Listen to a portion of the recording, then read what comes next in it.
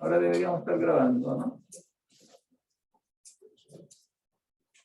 Sí, ahí se prendió el puntito. 23 de marzo, filosofía medieval. ¿Nos escuchan de la casa?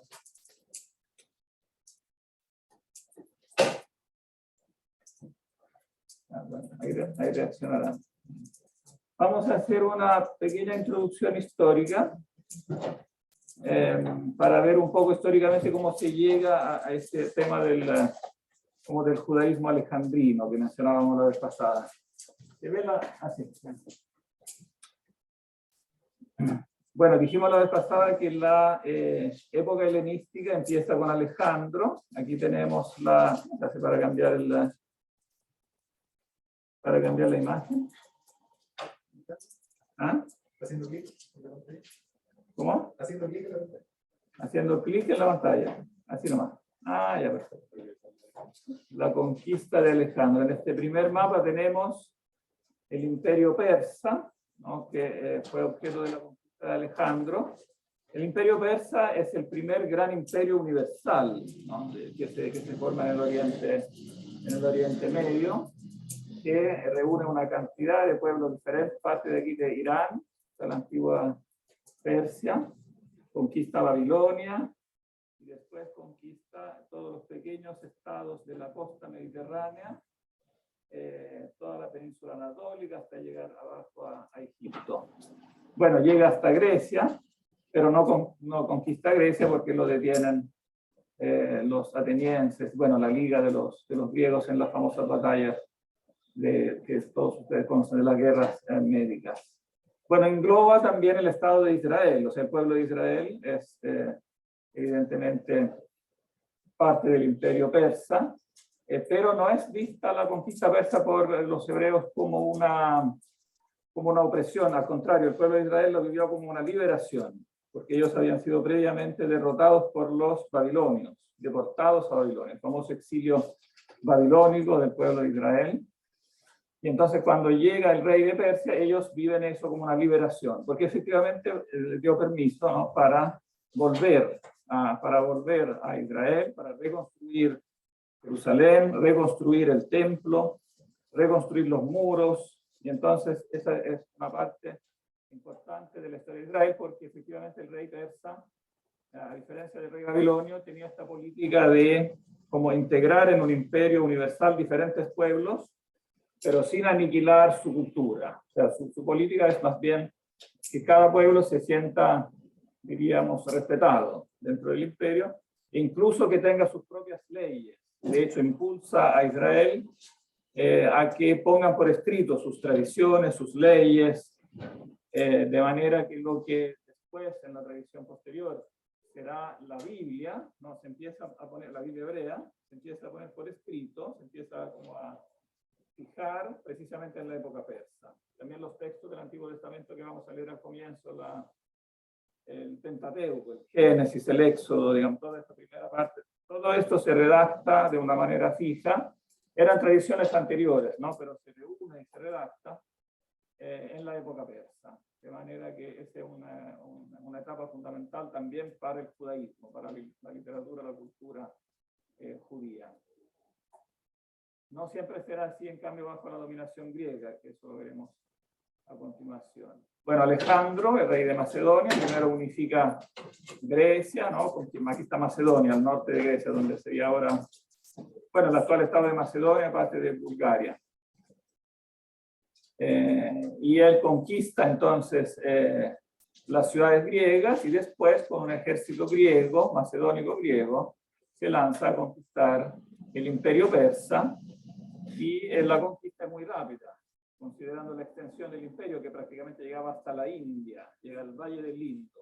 En solamente 10 años, prácticamente, hace todo este inmenso recorrido, conquistando hasta el Valle del Indo. Hasta ahora en el Valle del Indo se ven las ciudades griegas que se fundaron en esa época, y funda así el gran imperio universal, ¿no? Bueno, Alejandro, como ustedes saben, fue discípulo de Aristóteles, ¿no? Entonces también tiene como un plan cultural, como de, por un lado, de helenización del Oriente, pero también apertura a la cultura oriental. Él quiere crear también, bajo el modelo del imperio persa, bajo también las ideas universalísticas que estaban empezando a surgir en Grecia, un imperio universal. ¿Sí? Profe, ¿tenemos bibliografía de Alejandro? ¿Cosas que escribió él? Cosas que escribió él mismo, no. No. Tenemos evidentemente cosas que se han escrito sobre él mismo, ¿no? O sea, las biografías de él, que son varias, ¿no? En la antigüedad, porque él desde el inicio prácticamente fue una figura mítica, ¿no? ¿Sí? ¿Me pueden decir su nombre? Porque si repaso... Yo, Benjamín Álvarez. Benjamín. Brian Díaz. Ya. Cuando dice Oriente, ¿a qué se refiere? Cuando digo Oriente, me refiero a lo que en la época moderna se suele llamar el Medio Oriente. El Medio Oriente, que es una terminología inglesa. Son los ingleses cuando armaron su imperio colonial, ¿no? Llamaron toda esta zona Medio Oriente para distinguirla evidentemente del Oriente lejano, del Extremo Oriente, ¿no? De la China, etc. Pero yo siempre lo voy a seguir llamando Oriente, porque claro, esa es la manera en que lo llaman evidentemente los romanos, ¿no? Para los romanos este es el Oriente, porque la China no la... Aunque la conocía, o sea, sabían que existía, ¿no? Pero que se sepa, ningún romano viajó a China, como esto pasó recién en la época de Marco Polo, después, en la Edad Media. De manera que esto es el Oriente en la terminología romana, ¿no? Será después la parte oriental, ¿no? El Oriente romano, el Oriente o el Imperio Romano de Oriente, ¿no? La Pars Orientis. Bueno, que a partir de la época de Alejandro pasa a ser toda una gran área de cultura griega, ¿no? Entonces, eso es el mundo helenístico. La principal característica es que la cultura griega se expande hacia Oriente y hacia unidades políticas, digamos, las grandes potencias de la época helenística son entidades políticas mucho más grandes que las antiguas poleis griegas, ¿no? Aquí se ve un poquito... bueno, aquí se ve la página bíblica que relata la conquista de Alejandro. No la vamos a leer ahora, la pueden leer después con calma. Bueno, el concepto fundamental de esta página que resume la conquista de Alejandro, pero el tono fundamental de la página es la condena, llenando la tierra. No, apenas murió Alejandro, no, después de reinar pocos años, 12 años, sus generales se hicieron cargo del gobierno, cada uno en su propia región.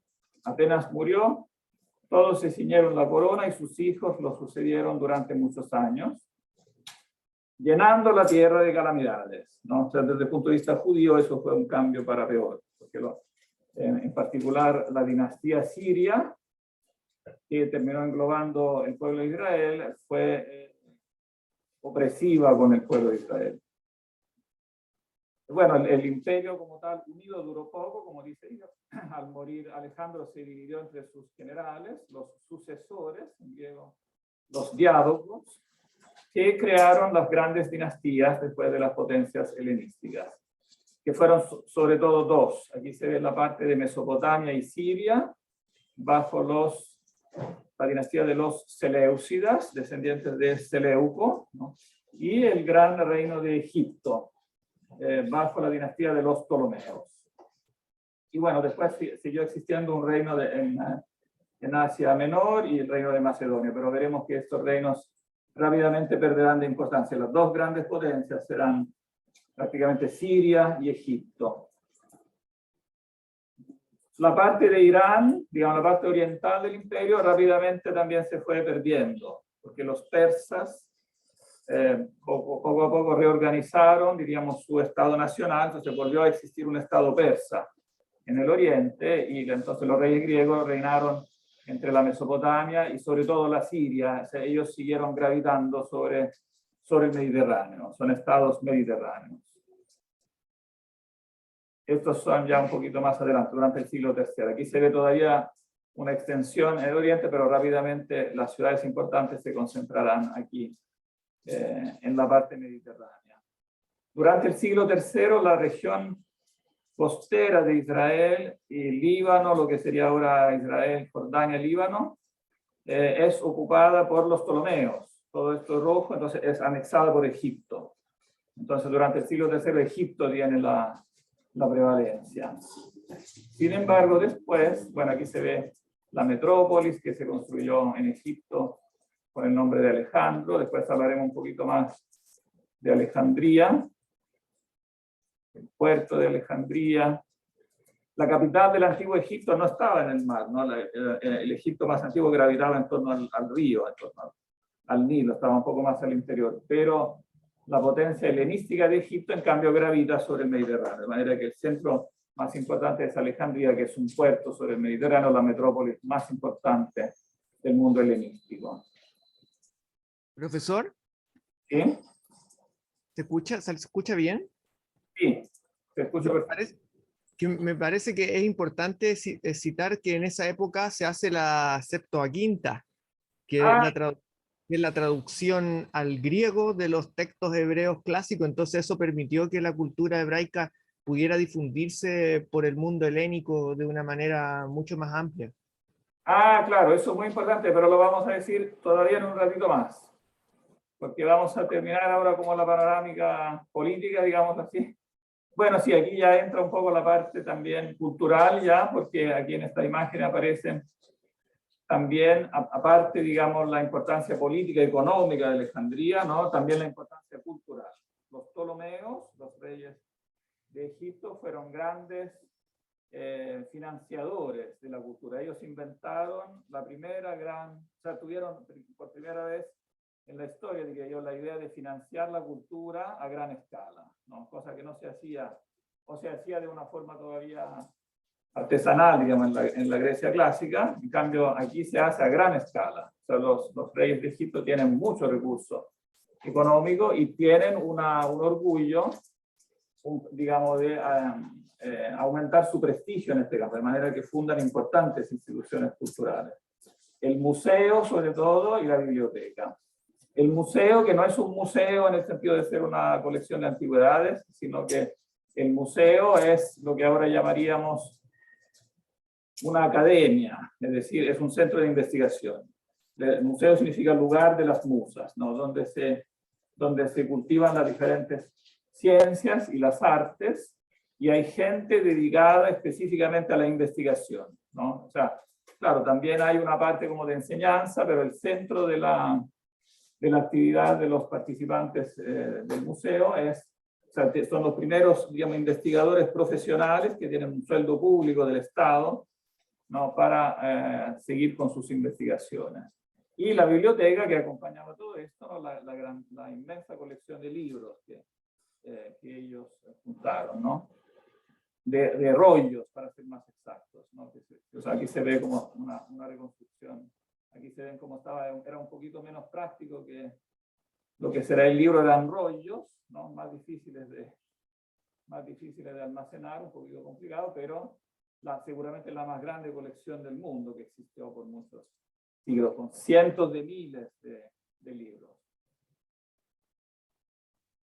Bien, entonces, bueno, eso desde el punto de vista también de todas las ciencias, pero también de las humanidades en particular, fue un gran adelanto. O sea, nacieron prácticamente el cultivo de la enseñanza de las humanidades, como las conocemos ahora, por ejemplo, la enseñanza y la edición de los textos de la literatura griega, la edición de Homero, el análisis gramatical, las primeras ediciones críticas de Homero. Homero llegaba en un texto que a veces no era correcto, había que corregir los manuscritos, conseguirse otros manuscritos para corregir, etcétera. No, todo este trabajo gramatical y filológico prácticamente nace en Alejandría.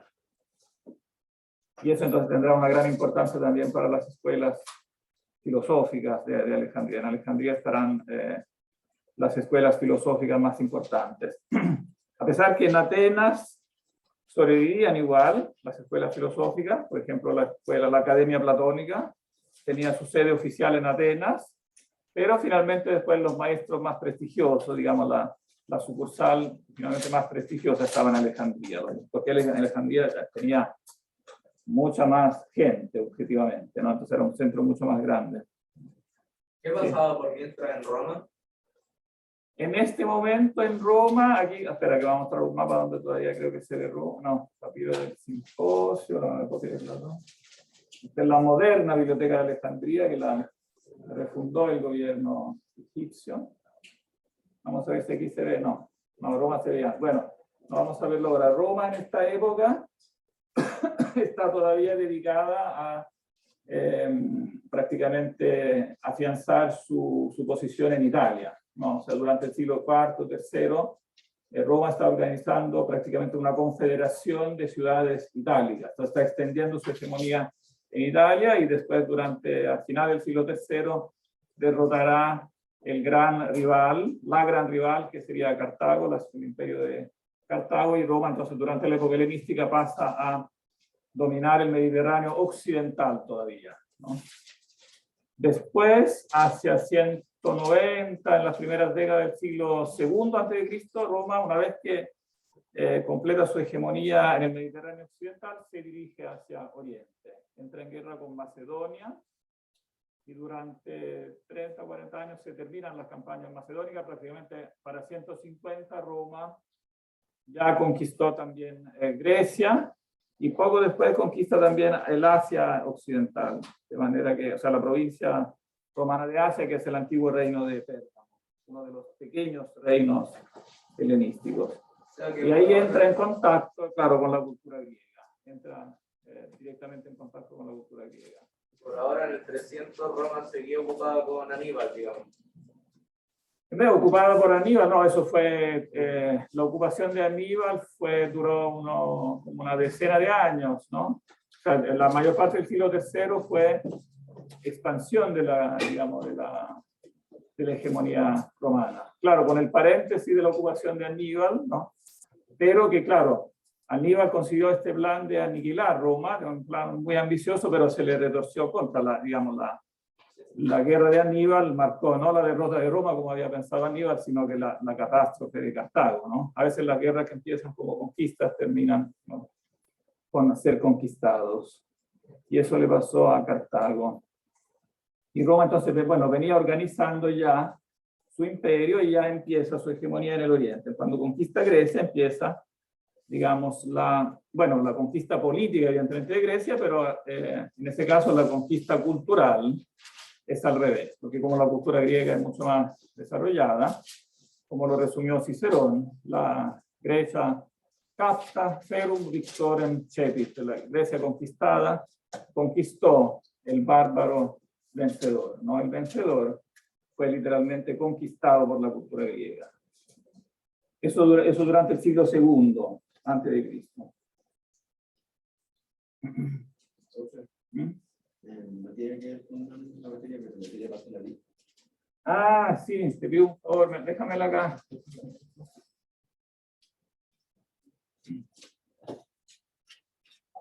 Claro.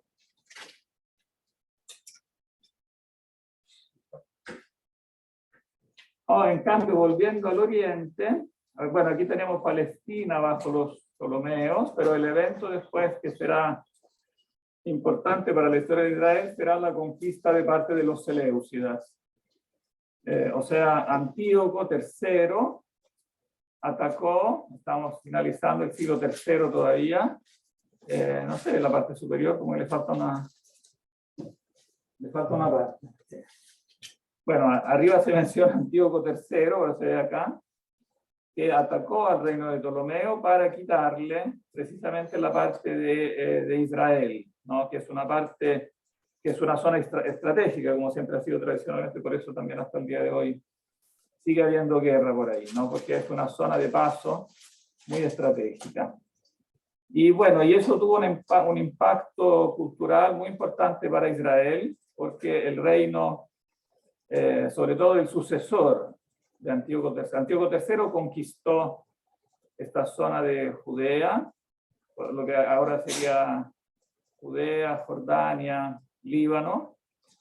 Después llegó hasta Egipto, quiso incluso llegar hasta Alejandría, pero aquí fueron los romanos que lo detuvieron. Ya los romanos se estaban controlando, o sea, se estaban como insertando en el Mediterráneo Oriental, de manera que los romanos detuvieron la avanzada de Antíoco, le dijeron que no tenía permiso de conquistar Egipto y lo enviaron de vuelta prácticamente, si quería evitar una guerra con los romanos.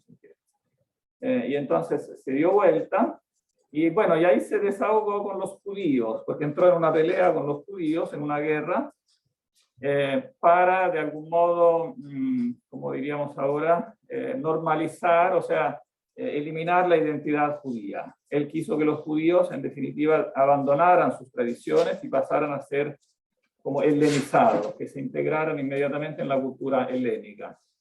Construyó toda una serie también de edificios típicos de la cultura griega en el territorio de Israel, y también se comportó mal con respecto al templo, profanó el templo. Aquí se ve una famosa escena bíblica pintada por Rafael en el Renacimiento, la profanación del templo de Jerusalén, bajo el rey Antíoco IV. Y entonces eso fue evidentemente la gota que colmó. La profanación del templo fue ya lo más grave, que entonces impulsó a los judíos a una verdadera guerra, de independencia, aparentemente con pocas esperanzas, porque evidentemente la fuerza militar de Antíoco era superior, pero sin embargo terminó perdiendo esta guerra Antíoco, y los judíos entonces organizaron a partir de esta época, estamos como entre 160 y 150 a.C., un estado prácticamente autónomo, aun cuando formalmente seguía dependiendo del reino de Siria, pero prácticamente eran autónomos y fundaron una dinastía de reyes, sacerdotes. Aquí estamos de vuelta con los proyectos, pero... ¿Sí? ¿Y en qué época empezaron a aparecer los primeros escritos del Antiguo Testamento? ¿En hebreo, por lo menos? Como decíamos antes, eso empezó durante el Imperio Persa, en la época persa. Entre el siglo V y IV empieza a aparecer lo que después sería la redacción definitiva, diríamos. Evidentemente eran tradiciones que... Perdón, ¿quién habló para...? Evidentemente eran tradiciones que ya existían, pero en su redacción final, ¿no?, que leemos hasta hoy, los textos, por ejemplo, del Génesis, del Éxodo, etcétera, se escriben durante la época persa. O sea, que fueron más o menos contemporáneos con Aristóteles. Más o menos, claro. Pero claro, con la diferencia de que ponían por escrito una tradición que era anterior. Claro, en ese sentido se parece un poco a lo que pasó con la tradición homérica. Por ejemplo, Homero se puso por escrito en la época de la Grecia clásica o inmediatamente preclásica, un poco antes de las guerras persas, se puso por escrito, el Homero que leemos ahora, más o menos, bueno, en realidad es el Homero alejandrino, pero el Homero alejandrino estaba basado en la edición que había ordenado el tirano de Atenas, Pisístrato, alrededor del 520, 510 a.C. Había hecho una edición oficial de Homero en Atenas, ¿no? Pero no significa que Homero se escribió en el siglo VI, ¿no? Homero se escribió en realidad oralmente, se compuso oralmente durante probablemente el siglo VIII, y después fue memorizado, circulaba en diferentes versiones, se empezó a poner por escrito durante el siglo VI. Algo parecido pasó con los textos bíblicos. La gran mayoría son anteriores a la época persa, ¿no? Son textos que se refieren, por ejemplo, a los textos proféticos de Isaías, que se refieren a la conquista babilónica, incluso antes, a la conquista asiria, que es del siglo VII, VIII. ¿Sí? ¿Qué influencia tuvieron todas estas conquistas y dominios de potencias extranjeras en las creencias de los israelitas? Claro, eso es precisamente lo que pasa, digamos, la importancia de lo que pasa durante esta guerra contra los antíogos, la guerra de los, bueno, que se llama de los macabeos, que serían los jefes de esta revuelta contra los griegos, que está narrada en el libro de los macabeos. O sea, en los libros, en los dos libros de los macabeos, que precisamente son interesantes desde el punto de vista histórico, cultural, porque muestran este choque de culturas, ¿no? Como los griegos intentando imponer su cultura y los judíos, evidentemente no todos los judíos, sino que los conservadores, digamos, podríamos decir que hubo un choque dentro de los propios judíos entre conservadores y llamémoslo así progresistas, para usar una etiqueta moderna, ¿no? Los progresistas en este caso eran los que se querían abrir a esta influencia helénica, ¿no? Y los conservadores querían, pero claro, hay cosas que son de una superioridad tan evidente en una cultura con respecto a otra que incluso los conservadores terminan absorbiéndolos. Así como, por ejemplo, los romanos aprendieron griego, aún habiéndolos derrotado políticamente, militarmente, ¿no? Así también los judíos, aún habiendo derrotado a los griegos militarmente, terminaron aprendiendo griego.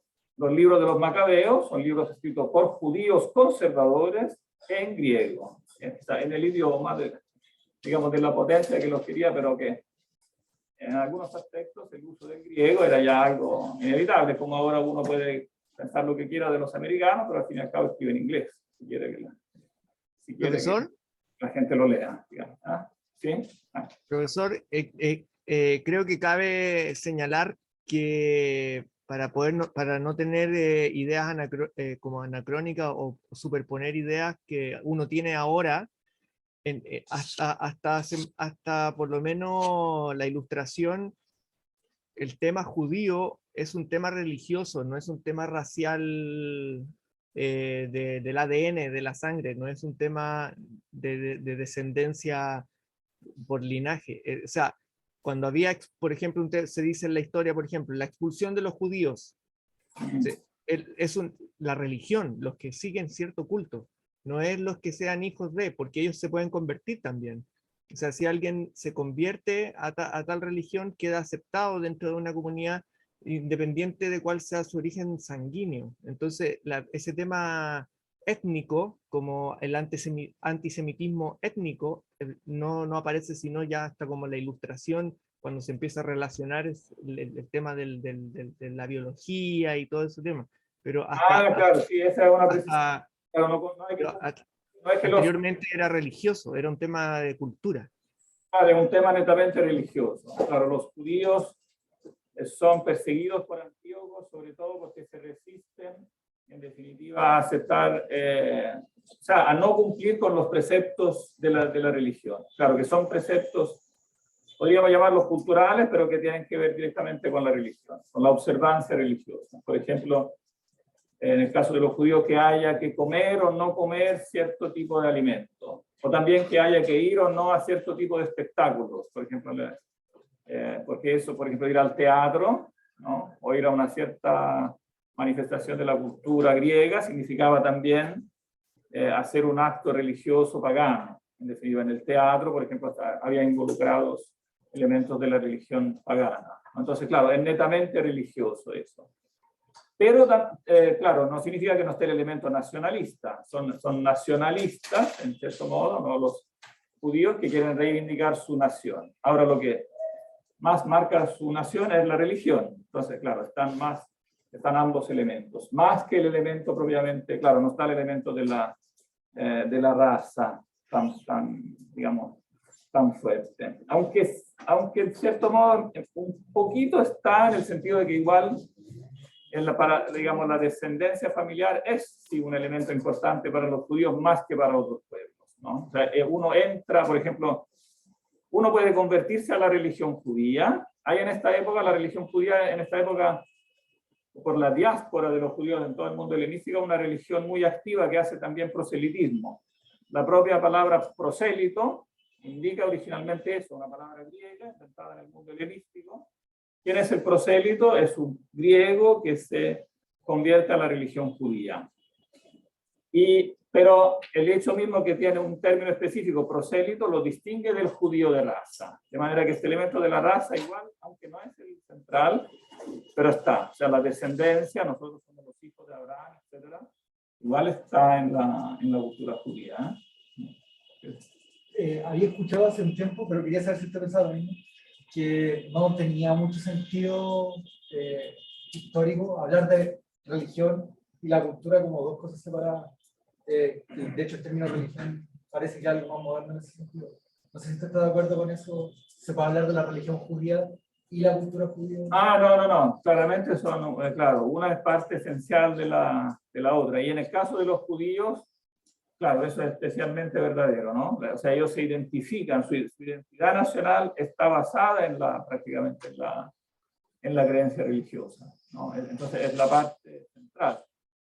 También en otros pueblos, evidentemente, es importante, ¿no? Pero en el caso de los judíos es aún más central. La religión es lo que, claro, que unifica al pueblo. Entonces, por eso es tan importante también en esta lucha, y por eso es tan importante esta, digamos, esta nueva dinastía que surge, digamos, de los macabeos, que de algún modo funda digamos, un nuevo Israel que no había existido como políticamente autónomo en mucho tiempo, ¿no? Porque ya había sido conquistado por los asirios, después por los babilonios, después por los persas, después por los griegos. De manera que ahora, después de al menos 5 siglos, empieza de nuevo a existir de algún modo una entidad política autónoma, aunque durará poco porque pronto llegarán los romanos, pero durante este siglo, entre 150, digamos, y 50, redondeando las fechas, los judíos tienen una prácticamente casi independencia política que afianza mucho,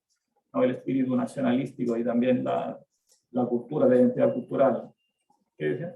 Sí, profe, ya que mencionó el libro de los Macabeos, y esto es desde la total ignorancia, ¿la Biblia se puede utilizar como una fuente histórica confiable? Claro, pero como todas las fuentes históricas, después hay que ir a, digamos, a analizar, a ver bien cuál es, porque evidentemente, digamos, hay una base histórica y después puede haber elementos que son utilizados, en definitiva, para una cierta perspectiva. Entonces, claro que la perspectiva de los macabeos nacionalista hace que el relato está visto desde ese lado, ¿no? Ningún relato es como objetivo. Entonces se narra ahí una guerra y evidentemente se ponen en evidencia algunos aspectos y otros menos. Entonces siempre hay una... Pero sí, claramente es... bueno, eso depende mucho. No todos los libros bíblicos que son nominalmente históricos tienen el mismo grado de, por ejemplo, de cercanía a los acontecimientos. Entonces hay que después evaluar el texto en base a los criterios de la historiografía. Si un texto está escrito, por ejemplo, claro, narra una cierta historia del siglo XII a.C., pero está escrito en el siglo VIII, es lógico que como fuente histórica puede tener algunos aspectos más débiles, porque lo que se relata finalmente está más en función de la narración y los hechos puntuales. Claro, hay algunos hechos centrales que evidentemente se recuerdan que son históricos, ¿no? Por ejemplo, no sé, la salida del pueblo de Israel de Egipto, que el pueblo de Israel haya salido de Egipto, esa es una verdad histórica, digamos, innegable, ¿no? Es el hecho central que relata el libro del Éxodo. Pero después de ahí a saber qué cosa exactamente, cómo exactamente pasó, y que eso, claro, hay que evaluarlo caso por caso. Ahora, en el caso de los macabeos, estamos frente a una fuente contemporánea. Ellos escriben historia contemporánea. Entonces, claramente, es muy apegado, digamos, a los hechos, ¿no? Y siempre, obviamente, la regla básica de la crítica histórica es contrastarlo. Si tú tienes otras fuentes a disposición, contrastarlo con otra fuente. Ahora, en mi opinión, lo que no hay que hacer con las fuentes antiguas, que ha estado de moda durante mucho tiempo en la época moderna, es como no creerles a priori. Como que a priori dicen, no, esto inventaron todo. Eso yo creo que es un método histórico falso. O sea, cuando tú tienes una fuente antigua, no puedes tú como moderno decir, yo sé más que tú. Entonces no te creo, porque el resultado de eso es inventar algo que está mucho más alejado de la realidad. Eso fue como lo que pasó en la Ilustración. Lo que pasó, por ejemplo, en la Ilustración con Homero. Dijeron, no, es que Homero inventó todo. Bueno, es poesía, etcétera, pero dice cosas que también son históricas, pero dijeron, no, aunque la diga no sirve de nada. Nosotros sabemos, ¿no? Nosotros sabemos que, por ejemplo, que Homero inventó Troya, que Troya nunca existió. Y después resultó que un tipo le dio como la obsesión de ir a buscar a Troya y encontró Troya, encontró siete ciudades de Troya. Era una realidad histórica bien fundamentada. No, algo parecido sucedió con Roma también. En Roma lo que escribe Tito Livio de Roma durante toda la Ilustración hasta el siglo XIX fue considerado leyenda. Y después la arqueología del siglo XX, punto por punto, ha mostrado que había mucho de histórico, ¿no?, en lo que él decía. Y claro, obviamente diferente es lo que dice el siglo VIII a.C. a lo que dice el siglo II, ¿no? Hay que ir discriminando, pero el procedimiento metodológico no puede consistir en pensar que yo sé más que un autor, que yo sé más de la historia antigua de un escritor que escribió hace 2500 años. Él sabe más, por mucho que la narración puede estar arreglada, etcétera, etcétera. No puedo yo como moderno inventar cosas. Bueno, y eso pasa mucho en la Biblia, ¿eh? En la Biblia, el deporte de los modernos de inventar cosas, dice, no, eso lo dice, pero no es verdad. Yo les digo qué pasó en realidad. Y de dónde lo saca no se sabe, lo saca de como a priori de cosas puramente especulativas, abstractas, que no tienen nada que ver con la historia, ¿no? Sí, es que la pregunta más que nada enfocada porque hay parte de la Biblia, por ejemplo en el Génesis, en que se menciona que Adán vivió como 925 años. Entonces, claro, es absurdo tomar, yo creo que es absurdo tomar eso como una fuente histórica confiable. Pero que ahí, claro, pero ahí tienes un problema de género literario. Claro, tienes que partir identificando cuál es el género literario del texto que estás leyendo. Por ejemplo, el primer libro de los Macabeos, el género literario es histórico, netamente, ¿no? Pero el relato del Génesis, de llamarlo histórico, sería inapropiado. No significa que no pueda reflejar, obviamente, realidades históricas, ¿no?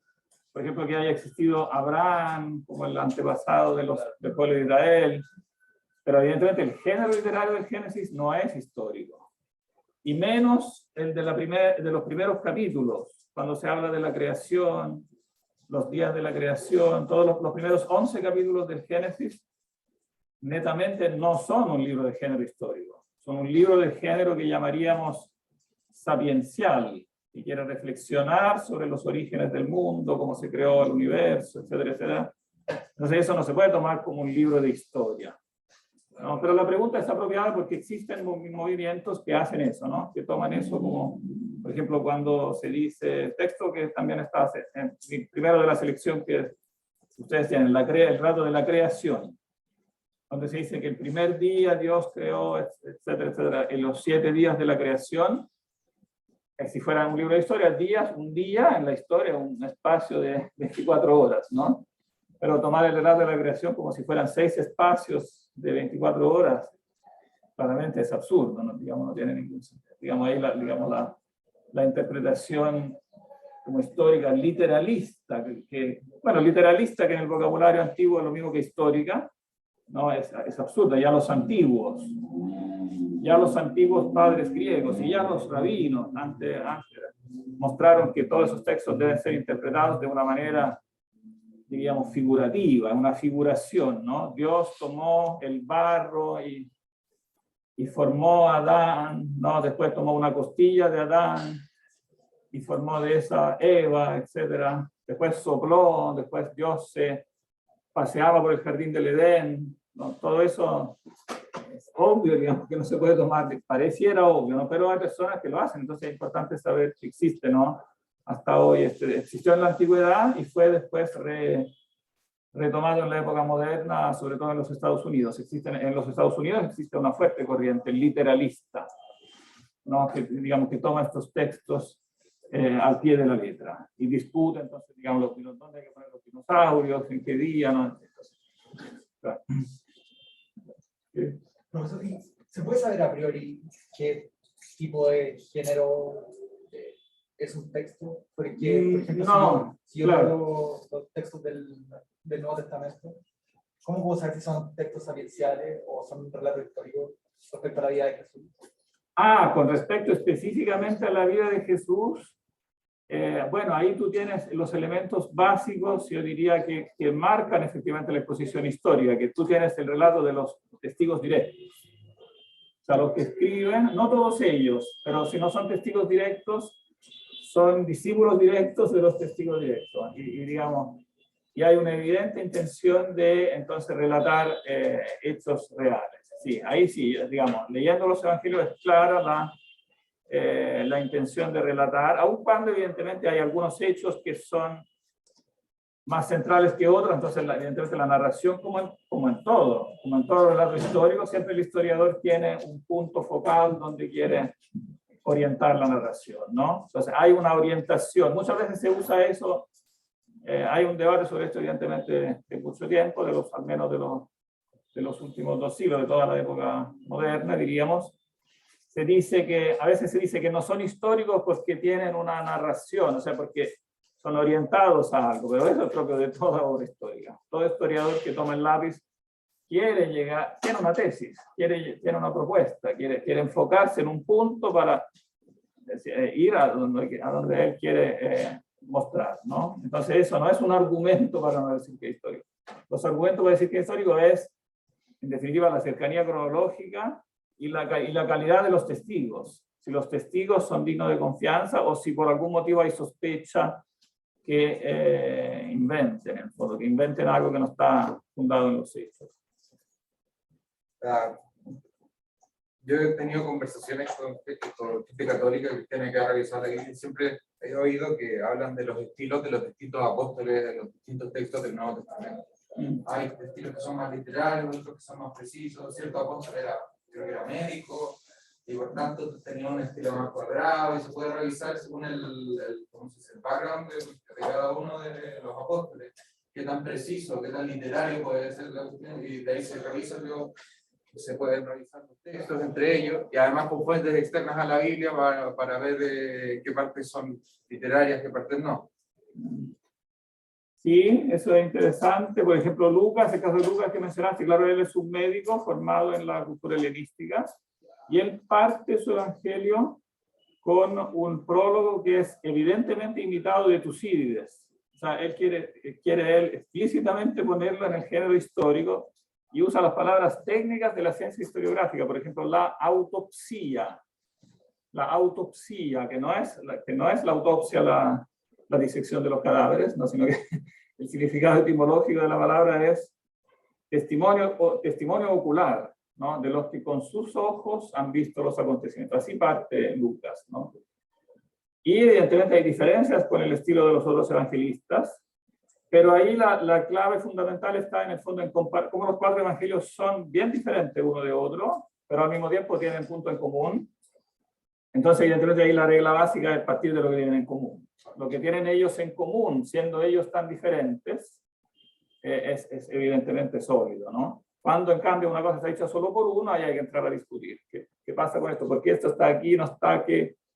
¿Cuál es digamos, la credibilidad histórica de esto? Pero yo diría que más allá de eso, para los cuatro vale la regla que los cuatro se fundan en testimonios muy directos, muy directos. Por ejemplo, un ejemplo interesante, le pasó al Evangelio de Juan algo en cierto modo parecido a lo que le pasaba, no sé, a Homero. Fue objeto de la crítica, sobre todo en Alemania, diciendo, no, es que Juan escribió un poco después. Y como escribió un poco después y dice algunas cosas que los otros no dicen, seguramente es falso. Este apriorismo con los evangelios es poco fundado, porque aunque él escribió un poco después,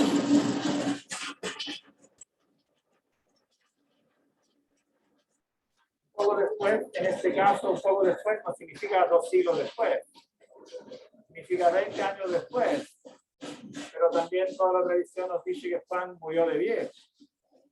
Entonces, si yo escribo algo 20 años después, pero soy siempre yo, ¿no? Finalmente la calidad del testigo es popular, es directa, digamos, es Juan. Y de hecho se ha visto que en muchas cosas Juan, que aparentemente es más como, claro, es más teológico, como que elabora algunos conceptos más, pero por otro lado tiene cercanía con puntos de que eran históricos en el tiempo de Jesús, que son a veces más precisos que los de los evangelios sinópticos. Y confirma el dato de base que Juan sería uno de los apóstoles que ha sido más cercano, que es el discípulo amado, ¿no? Según la tradición del propio Evangelio de Juan, ¿no? Y entonces, claro, en este caso para los cuatro valen los dos criterios básicos, que se trata de personas no solo contemporáneas, sino que conocieron inmediatamente, ¿no? Conocieron inmediatamente la persona de la que están hablando o dependen de un conocimiento muy cercano. O sea, por ejemplo, en el caso de Lucas, ¿no? Que no conoció directamente, pero conoce directamente las comunidades, ¿no? Entonces, claro, en este caso estamos frente a fuentes como evidentemente históricas. Y después, caso por caso, hay que ir a ver, claro, digamos, cuál puede ser donde hay discrepancias o donde hay dificultades, ir a resolver las dificultades puntuales, ¿no? Pero este es un punto fundamental, ya que hiciste esta pregunta, este es un punto fundamental para la naturaleza misma del cristianismo. El cristianismo se funda en eso, se funda en la veracidad histórica del testimonio. No es una filosofía que dice ciertas verdades, ¿no? Y después como construye una historia posterior y como para explicar estas verdades, bueno, lo que sería como contar una parábola, ¿no? Es al revés, o sea, todo el mensaje está centrado en que es esencial para el mensaje que el mensaje sea realmente verdadero. históricamente verdadero, no subjetivamente, psicológicamente, etcétera, etcétera. Si no, el mensaje cristiano cae. Ese debate se dio inmediatamente en la primera generación cristiana. Está evidentísimo, por ejemplo, en Pablo, cuando dice, no sé si tienen en mente ese pasaje de la carta a los Corintios, cuando dice, si Cristo no resucitó, realmente resucitó, nuestra fe es vana. O sea, lo que nosotros predicamos es eso, un hecho real. No que algunos en un sueño vieron que Jesús resucitó. Lo que se dice es que vieron la tumba que estaba vacía, donde él había estado hasta un momento. O sea, está todo jugado en esta, digamos, en esta precisión también de la crónica de lo que pasó. Todo eso es válido, sobre todo, evidentemente, para el relato central, que es el relato de la pasión, muerte, resurrección. Todo eso está contado minuto por minuto. Pasó eso, después pasó esto otro, después lo sepultaron en ese lugar y pusieron unas guardias para controlar. O sea, todo está, y todo eso está relatado a personas de la misma generación. No nos está relatando la historia del rey Arturo que vivió hace muchos siglos. Se está relatando algo que los que leían podían verificar, podían ir a interrogar a los testigos. Estos guardias estaban vivos. O sea, todo eso pasa dentro de la misma generación, en definitiva, ¿no? Y es parte central de la fe. Bueno, eso hace que el cristianismo después tenga un impacto en la filosofía por lo que estos hechos significan en un nivel filosófico, pero no porque la filosofía venga primero. No es una filosofía que nace y después se exprese en una narración histórica, sino que al contrario, son unos hechos que poco a poco tienen que ser como reflexionados, ¿no? Pero esta reflexión fue también bastante rápida. La reflexión sobre la figura de Jesús es una reflexión que se da durante las primeras décadas inmediatamente. No es como un personaje que se reflexiona a lo largo de generaciones, ¿no? Sino que algunos rasgos específicos se debatieron y se concretaron, entonces, en el espacio de una sola generación, en definitiva. Ha caído ahí, por ejemplo, el a priori, que era propio de la crítica bíblica alemana del siglo XIX, que como Juan en particular ha reelaborado teológicamente muchos conceptos, entonces estamos seguros que escribió 200 años después. Los críticos alemanes, con mucha facilidad, le ponían fecha 180 después de Cristo al Evangelio de Juan. Ahora resulta que el Evangelio de Juan lo tenemos en papiros que son del año 100. Estaba ya publicado, había pasado a papiros egipcios ya, entonces tenía ya una historia en la década entre 100 y 120. Y por el análisis histórico interno, Juan, que supuestamente era el más tardío, ha mostrado ser muy apegado a la realidad judía puntual, ¿no?, de la época de Jesús. Pero ahora nos adelantamos un poquito, saltamos una parte que era la que había que... ¿Tenemos tiempo todavía? No, pero bueno.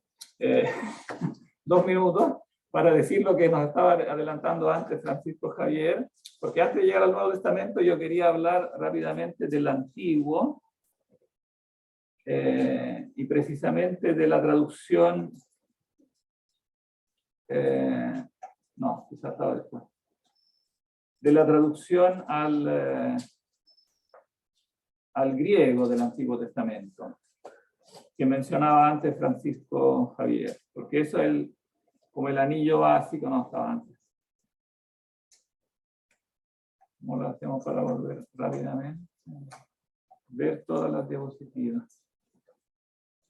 La flechita para atrás. ¿Ah? La flechita para atrás. Ya, pero aquí las tengo todas. No, quería mostrarles la traducción griega, si es que la tengo acá. Estaba seguro que la tengo. No, tengo el simposio de Platón y no tengo las historias. Sí, aquí está. Lo que mencionaba antes Francisco Javier es entonces el acontecimiento capital que le acontece ahora a la Biblia hebrea, todavía no estamos hablando del Nuevo Testamento, a la Biblia es la traducción de la Biblia al griego, que justamente se da en Alejandría de Egipto, también dentro de del reino de los Ptolomeos, por la importancia evidentemente de la comunidad judía de Alejandría, y entonces también por el hecho que evidentemente esta comunidad judía de Alejandría, aún manteniendo su identidad judía, mantenía sus reuniones religiosas judías, en la sinagoga, sin embargo ya no entendía el hebreo, ¿no? Evidentemente la necesidad de una traducción se da cuando uno ya no entiende, ¿no? el idioma, y entonces los propios judíos no entienden el hebreo, a no ser que sean rabinos, maestros, etc.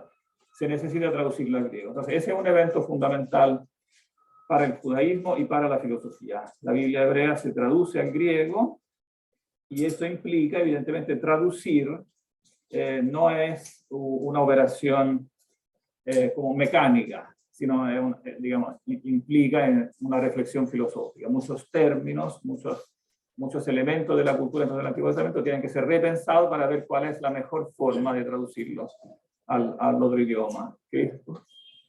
Estamos en la hora, ¿eh? Solamente 30 segundos y a las últimas preguntas. Agustín. Era para decirme.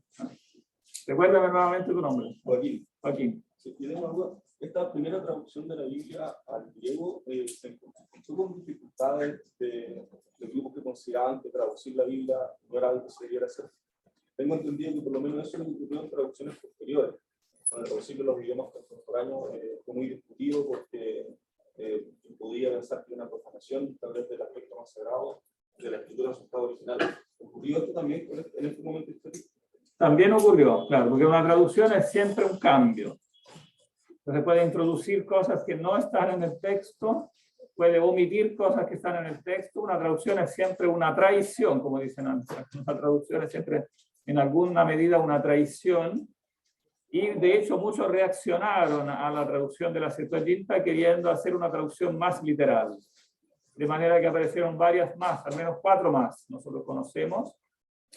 Casi todas ellas, creo que todas en realidad, se distinguen de la Septuaginta por ser más literales. Ahora, este literalismo de las otras traducciones a veces fue tan exagerado que al final, o sea, cuando uno traduce muy literalmente un texto, al final, a no ser que los idiomas sean como hermanos, como sean italiano y español, así que yo puedo traducir. Pero si no, si los idiomas son medianamente diferentes, traducir literalmente puede llevar a una completa ininteligibilidad del texto, no se entiende lo que dice. Y entonces, por mucha buena voluntad que tuvieran estos traductores literales, finalmente la traducción que triunfó fue la Septuaginta, aun cuando en algunos casos, claro, se toma digamos, algunos ajustes culturales, ¿no? O sea, ajusta algunas cosas necesariamente. Pero la ajusta también con mucho respeto. No hay que pensar, cuando digo que no es tan literal, no hay que pensar en la licencia que se toman las traducciones modernas, que a veces son completamente insensatas, digamos, completamente escandalosas desde el punto de vista de la seriedad, digamos. Un ejemplo clásico que a lo mejor algunos de ustedes conocen es la Biblia latinoamericana. La Biblia latinoamericana, con la excusa de que tiene que ser latinoamericana, cambia todo lo que quiere, con mucha ligereza, ¿no? No, eso no es. Cambia, sí, pero con bastante criterio. Y por eso esta traducción, y será la Biblia de los cristianos. Como los cristianos, evidentemente, rápidamente saldrán fuera del ambiente judío, necesitarán que la Biblia se lea en griego. Esa será la Biblia prácticamente canónica que utilizarán los cristianos, la Septuaginta. Solo en un segundo momento volverán al texto hebreo para ver, pero durante al menos los primeros 5 siglos cristianos, para los cristianos la Biblia es la Biblia griega. Ellos no sabían hebreo. Entonces tiene un texto que tiene una importancia fundamental. Profesor, ¿Sí? No sé si será un mito, pero yo había oído de que se le llama también la Biblia de los 70 porque se le había encargado como a 70 rabinos por separado hacer la traducción, y que después cuando las juntaron y las compararon eran idénticas y habían traducido exactamente de manera similar.